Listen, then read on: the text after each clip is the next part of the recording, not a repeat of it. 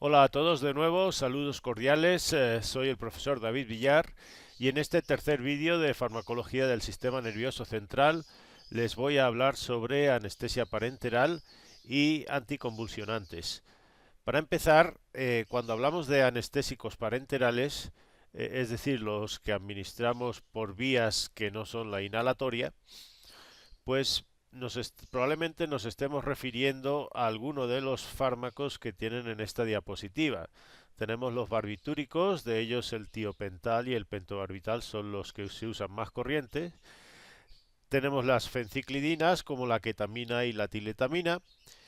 Y ahí por separado están otros dos fármacos que son el propofol y el etomidato.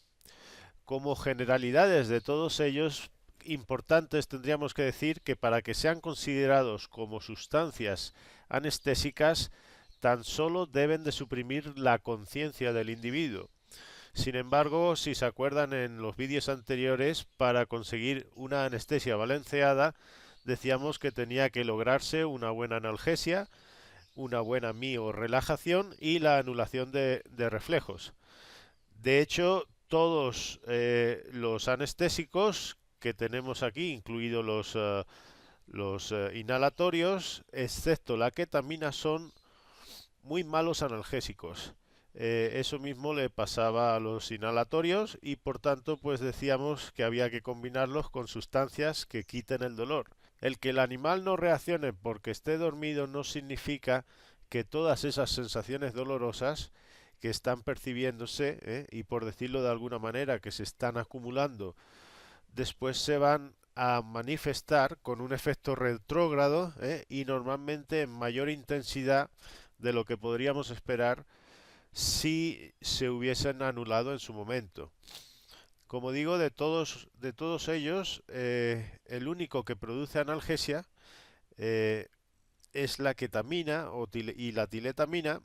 Y si se acuerdan, cuando hablábamos de los anestéticos inhalatorios, decíamos que solo el óxido nitroso quitaba el dolor. En realidad, la ketamina se considera que produce buena analgesia somática, pero no visceral. Por lo que si, por ejemplo, vamos a hacer una ovarioesterectomía o alguna intervención en la cavidad abdominal o torácica, pues no serviría por sí sola como analgésico. Cuando hablemos más de la ketamina posteriormente, pues verán que produce todo lo contrario de la relajación muscular, pero que a diferencia de los demás no produce la depresión cardiorrespiratoria, ni la vascular, que eran una de las complicaciones principales o riesgos de la anestesia, sino que produce todo lo contrario, aumenta la frecuencia cardíaca, la respiratoria, la presión sanguínea, y eso pues es una ventaja con respecto a los otros anestésicos. Otra de las generalidades de los anestésicos inyectables es que no se puede controlar bien la profundidad ni el nivel de la anestesia como ocurre con los anestésicos inhalatorios, ya que por una parte pues tardan mucho más en eliminarse y no existe en realidad antídoto como tal para ninguno de ellos. Si se quieren acordar de las tres fármacos de emergencia que habría que usar durante una anestesia, pues tenemos la atropina, la lidocaína y la epinefrina. Esos tres fármacos siempre deberíamos de tenerlos a la mano cuando anestesiamos un animal. La ventaja principal de los inyectables es que permiten hacer una inducción bastante rápida del animal y de forma tranquila. Si ya pasamos a hablar de los grupos concretos, empezamos con los barbitúricos. Como ven ahí, son todos derivados del ácido barbitúrico, cuya estructura química tienen ahí representada. Y los ácidos, cuando los combinamos con una base o álcali, como por ejemplo el hidróxido sódico, pues se forma una sal que sí es soluble en agua y que podemos administrar por vía intravenosa. De todas maneras, aunque sí sean solubles en agua, no se deben de combinar con ningún otro tipo de fármacos en la misma jeringa. Y otra característica es que son bastante irritantes, porque tienen un pH bastante alto, entre 10, entre 9 y 10, y por tanto pues no se deberían de inyectar por otra vía que no sea la intravenosa. De hecho, si se extravasan, pues normalmente pues producen necrosis en el tisular. Entonces hay que tener mucho cuidado y asegurarse de que la aguja está en vena y no se nos va a salir fuera de la vena. Otra característica de los barbitúricos es que requieren del hígado para biotransformarse y posteriormente del riñón para excretarse, como la mayoría de los fármacos, y eso hay que considerarlo si existe insuficiencia de alguno de estos dos órganos. Como aquí ven en esta tabla, tenemos los de acción ultracorta. De ellos quizás el más corriente es el tiopental, cuya acción solo dura en realidad de 10 a 15 minutos y por tanto pues es el ideal para inducir la anestesia y a continuación pues intubar al animal y conectarlo a una máquina de anestesia inhalatoria para realizar la fase de mantenimiento. Los otros dos más usados son el pentobarbital, cuya duración es corta. De hecho, dura entre 1 y 2 horas más o menos en el perro. Y acuérdense que este es el que se usa para realizar la eutanasia que no haga sufrir al animal. De hecho, el animal pues va a estar totalmente inconsciente para cuando se deprime el área del tálamo que controla las funciones cardiorrespiratorias. Por tanto, el animal pues no se va a dar cuenta que se va a morir. También el único barbitúrico que nos va a permitir controlar las convulsiones que producen algunos tóxicos que tenemos en nuestro medio, como por ejemplo el Guayaquil pirata, cuyo principio activo es el fluoracetato sódico, pues en realidad para este tipo de tóxicos el pentobarbital y otros anestésicos generales son lo único que nos va a cortar las convulsiones. Aquí también tienen representado otro de barbitúrico que es el fenobarbital y que como ven es uno de larga duración, es menos liposoluble que los anteriores, por tanto no entra tan rápido en el sistema nervioso central y aparte tarda mucho en eliminarse del cuerpo. Por estas razones pues no está considerado como un anestésico porque es muy lento actuando y su efecto duraría durante más de un día. Y como veremos a continuación, el fenobarbital se usa para prevenir ataques convulsivos en animales que son epilépticos. En esta otra diapositiva ya tienen cuáles son las principales aplicaciones terapéuticas de los barbitúricos. Como ven, se usan para anestesias de corta duración o bien para inducir la anestesia antes de continuarla con otros fármacos más idóneos, como por ejemplo el misuflurano. Y como acabamos de decir, para esto tendríamos el caso del tiopental. Otras de las aplicaciones son como agentes anticonvulsivos y aquí habría que distinguir entre lo que es prevenir ataques en animales diagnosticados con un problema de epilepsia, para eso está el fenobarbital, y para cortar convulsiones en casos, por ejemplo, de intoxicaciones con sustancias convulsivas, y para eso pues tenemos el pentobarbital. Por último, como método de eutanasia, también se usa el pentobarbital, que es una forma humanitaria de sacrificar un animal sin causarle dolor. A modo de generalidades, de todas las vías parenterales solo estaría indicada por vía intravenosa, porque si se salen de la vena, pues se va a producir una necrosis tisular. Y también decíamos que no se debe de mezclar con otros fármacos en la misma jeringa. Eso es importante porque, como están viendo, durante la anestesia pues va a ser necesario combinar más de un fármaco para lograr un estado de anestesia balanceada. Para elaborarles un poquito la cuestión de las convulsiones y que no haya confusión a qué está ocurriendo en el animal, cuando hablamos que el animal está convulsionando, lo que ocurre es que existen una serie de descargas neuronales, es decir, un exceso de actividad eléctrica por todo el cerebro de forma descontrolada, y hacen que el animal, por una parte, pierda la conciencia, y por otra parte, pues tenga una serie de movimientos violentos, involuntarios, que suelen manifestarse en forma de contracciones musculares y alteraciones autonómicas, es decir, un exceso de actos reflejos, como por ejemplo vómitos, defecaciones, micciones, nistagmo, apnea. Y ahí tienen algunas de las causas que pueden ocasionar convulsiones. Como ven, pues son muy diversas. Si ocurren de vez en cuando, entonces se dice que el individuo es epiléptico. Ahí lo que ocurre es que hay focos de neuronas que de vez en cuando pues se disparan sin control y provocan el ataque convulsivo. Y normalmente pues son esos focos de neuronas más excitables las que son más susceptibles a la acción del fenobarbital, que como veremos es el que se usa para prevenirlas. También hay causas que pueden ser malformaciones, encefalitis por tosoplasmosis, hipoxias, una bajada de glucosa en la sangre, una hipocalcemia, encefalopatías hepáticas por un aumento del amoníaco en sangre, distinto tipo de intoxicaciones, traumatismos, tumores, todo eso son distintas causas que nos pueden provocar convulsiones en un animal. Si hablamos de la epilepsia, como ven, el objetivo es disminuir el número de esos ataques convulsivos en 1 o 2 en el transcurso de 6 semanas. Para ello, pues se recomienda comenzar con un solo fármaco, que suele ser el fenobarbital. Esa es la primera opción, tanto para perros como para gatos.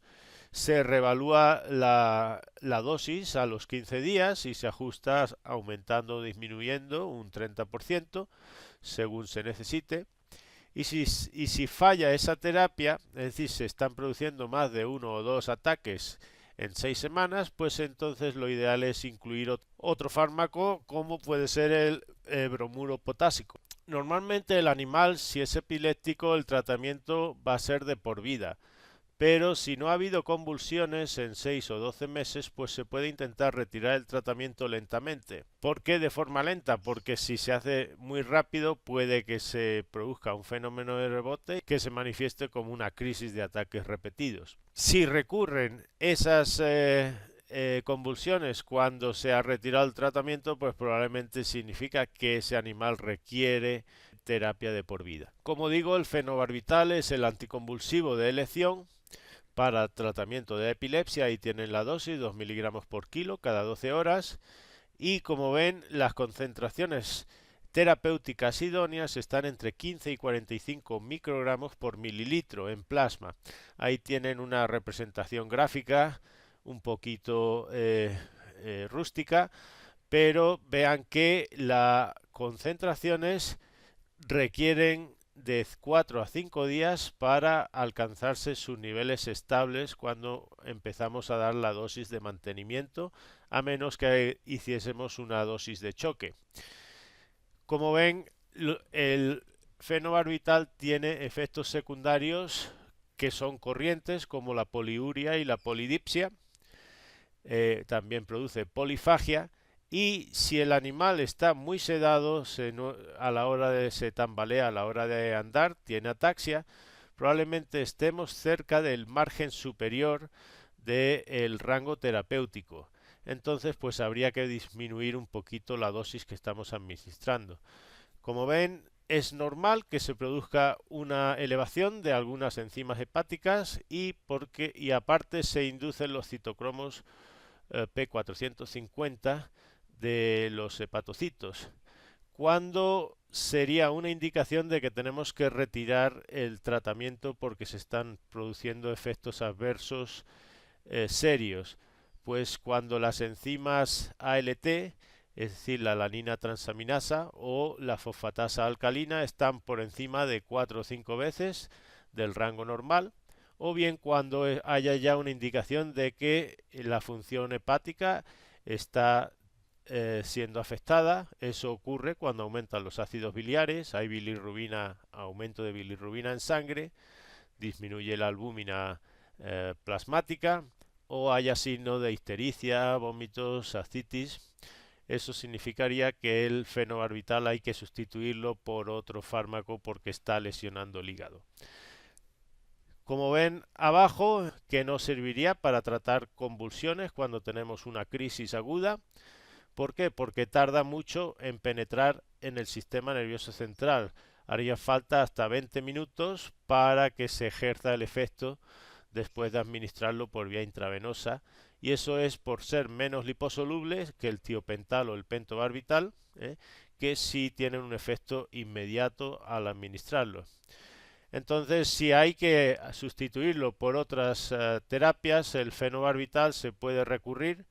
Ahí tienen la fenitoína, la primidona y el bromuro potásico. En realidad de estos, ahora hablaremos un poquito del bromuro potásico. Como ven, En perros normalmente con el fenobarbital se comienza con la dosis prescrita, que es de 2 a 4 miligramos por kilo 2 veces al día. Se evalúa a los 15 días por si se sube o se baja la dosis en un 30%, y si vemos que no funciona, pues se combina con otro como el bromuro potásico. En esta otra tabla se muestran otros anticonvulsivos y, como ven, solo el bromuro potásico tiene una vida media suficientemente larga como para hacerlo factible el uso del punto de vista práctico.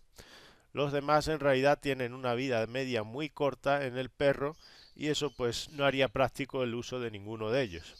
De todos los que tienen ahí, es importante hablar del diazepam, que es en realidad se comercializa con el nombre de Valium, y que, como ven, aunque en el perro no se usa para prevenir convulsiones por epilepsias, sí es la segunda opción en el gato, después del fenobarbital, porque, como veis, en el gato la vida media es de 15 a 20 horas, es suficientemente larga como para administrarlo una vez al día, mientras que en el perro tan solo es de 2 o 4 horas. Y aparte, el perro desarrolla tolerancia muy rápido al diazepam, cosa que no tiende a ocurrir en el gato. Como veremos posteriormente, cuando hablemos del diazepam, su principal uso es como tranquilizante en la preanestesia, y suele ser la primera opción a la que se recurre para tratar crisis convulsivas en un animal, independientemente del origen que tenga. Obviamente, lo ideal del diazepam sería administrarlo por vía intravenosa si hay una crisis convulsiva, para que el efecto sea inmediato, y la dosis para terminar convulsiones suele ser de alrededor de 1 miligramo por kilogramo de peso vivo, pero eso depende mucho del tipo de tóxico y de la dosis ingerida, obviamente. De hecho, por ejemplo, para cortar convulsiones por tóxicos como la estrisnina o el metaldehído, suele ser necesario dar dosis de hasta 5 o 10 miligramos por kilogramo de peso vivo. Sin embargo, también les digo que el diazepam es muy seguro, tiene un margen de seguridad altísimo, y es prácticamente pues imposible matar a un animal con una sobredosis de diazepam. Y es de los que tienen un margen de seguridad de hasta 1000 veces por encima de lo que se usa terapéuticamente, es lo que se necesitaría para matar el animal. En conclusión, pues sería más importante darle al animal todo el diazepam que necesite, a permitir pues que siga convulsionando.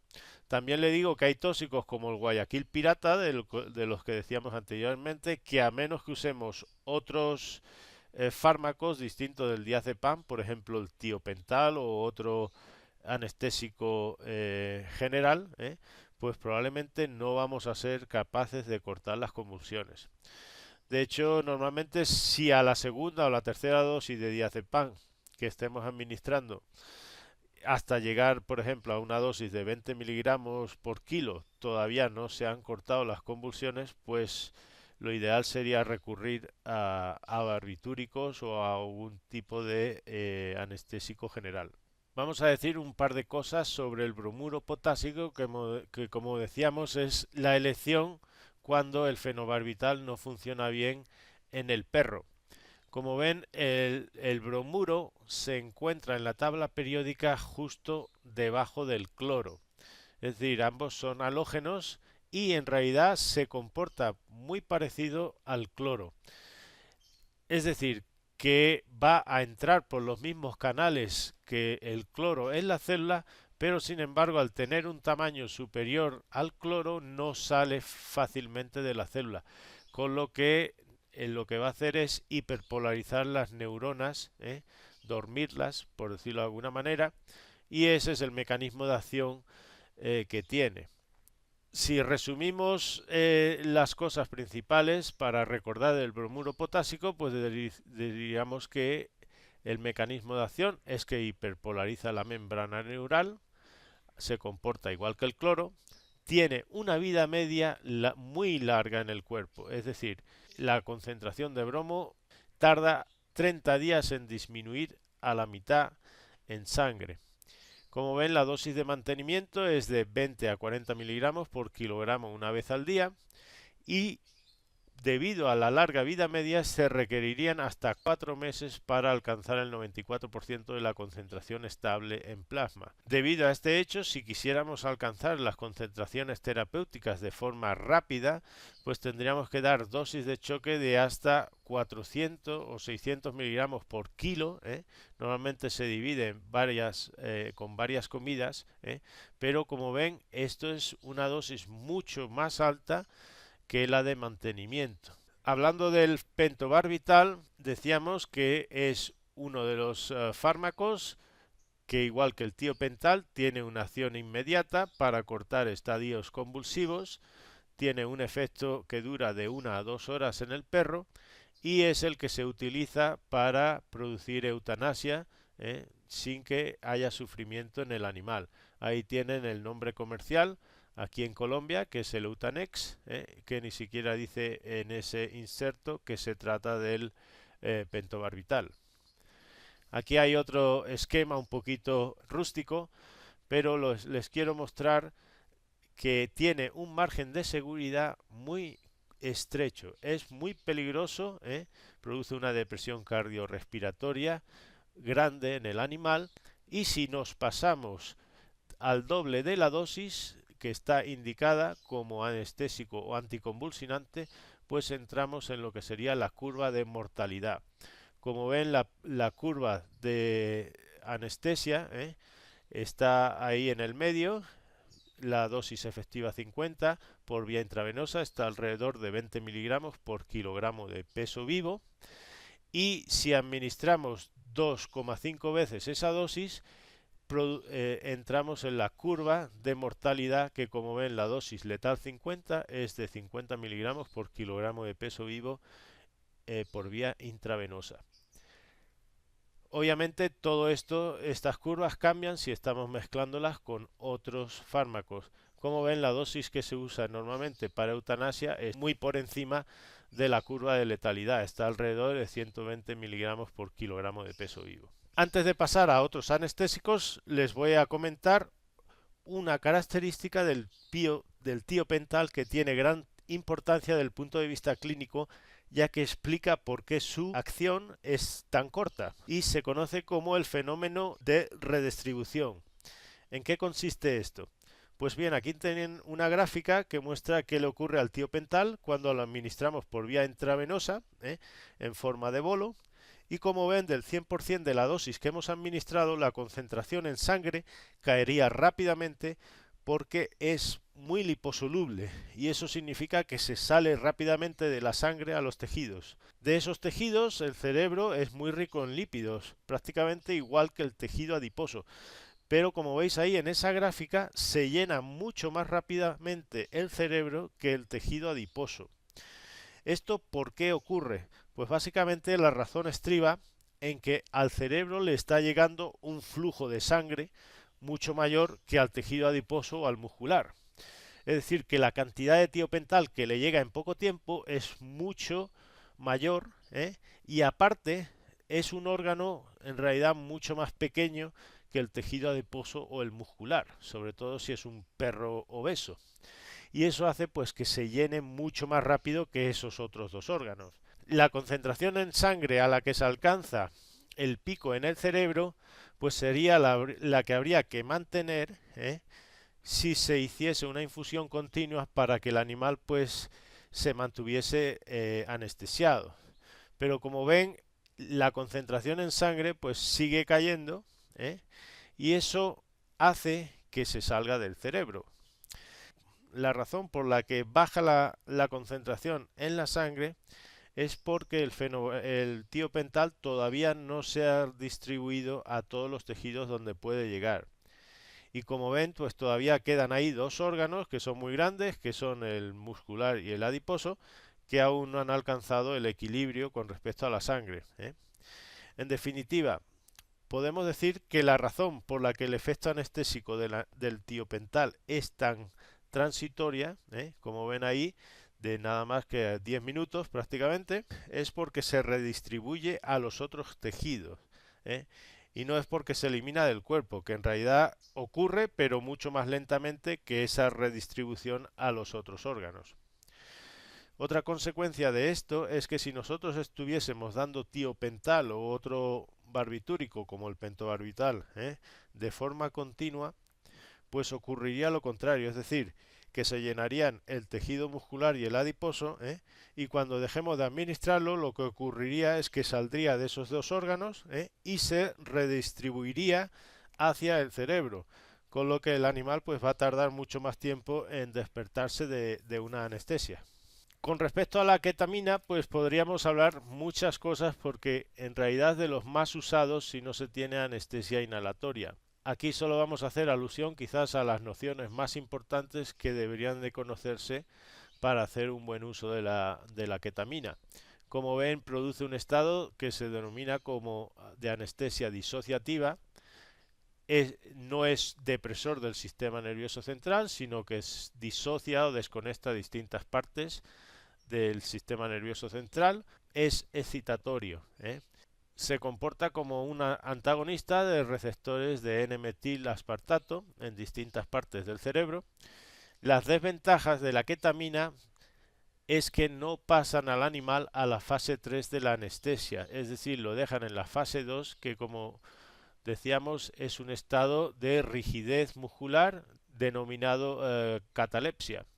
Como ven, el animal mantiene todos los reflejos intactos. Si es un gato, mantiene los ojos abiertos, con lo que se puede resecar y dañar la córnea.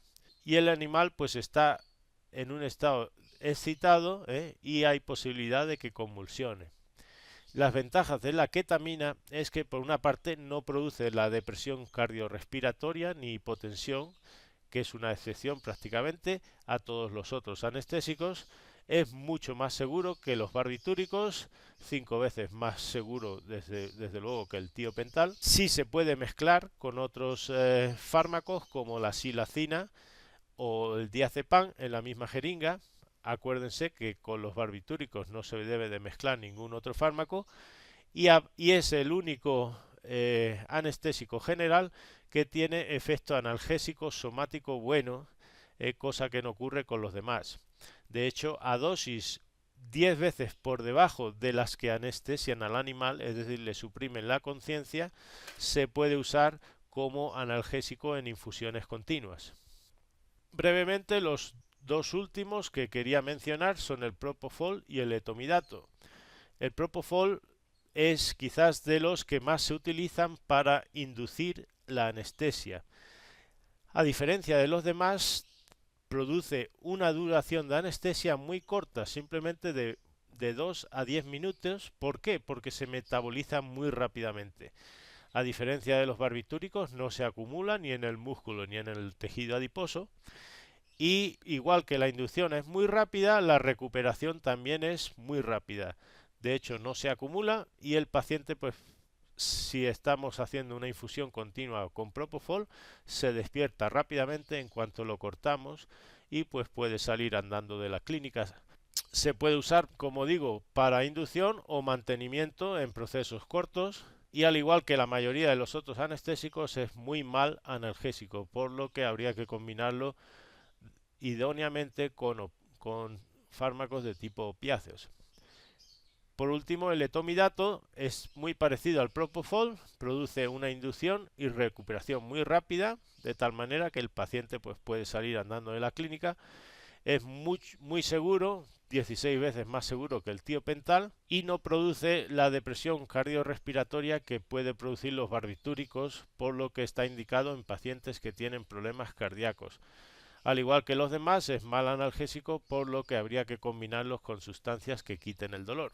Para finalizar, les voy a poner un par de tablas de ejemplos de protocolos anestésicos. Aquí tenemos uno para profilaxis dental. Vean que en la fase de premedicación o preanestesia se usan una neuroleptoanalgesia, es decir, un tranquilizante. En este caso están usando la acepromacina y usan un opiáceo, un analgésico, que es la buprenorfina. Esto lo administran por vía intramuscular 30 minutos antes de inducir la anestesia. Después la inducción la van a realizar con propofol por vía intravenosa lenta, y una vez el animal pierde la conciencia, pues se intuba y se conecta a la máquina de anestesia inhalatoria con la que se administra pues el isoflorano. Ahí están diciendo que la concentración de isoflorano es entre el 1,5 y 4% de la mezcla de gases. Lo ideal es siempre no superar la MAC, que como veíamos para el perro estaba en 1,28. Por encima de la MAC los riesgos de la anestesia inhalatoria pues se aumentan.